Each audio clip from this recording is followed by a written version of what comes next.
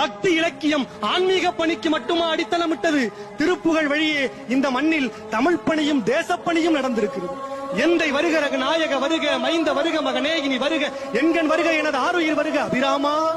இங்கு வருக அரசே வருக முளை உண்க வருக மலர் சூழிட வருக என்று வருவினோடு கோசலை புகழ வருமாயன், சிந்தை மகிழும் அழகா குறவரிட வஞ்சி மருவும் அழகா அமரசிறு சிந்த அசுரகளை வேரோடு மடிய அடுதீரா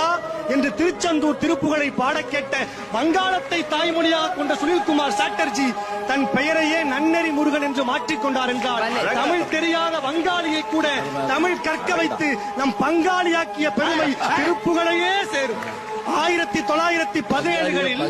ஆங்கில புத்தாண்டுக்கு முதல் நாள் ஆங்கில துறையை அடிமைத்தனத்தோடு வணங்கிய தமிழர்களை அந்நிய துறையை வணங்குவதை விட தணிகை துறையை திருப்புகழால் வணங்குகள் என விடுதலை உணர்வூட்டி வள்ளிமலை சச்சிதானந்த சுவாமிகளால் 6 பேரோடு தொடங்கப்பட்ட திருத்தணிகை திருப்புகழ்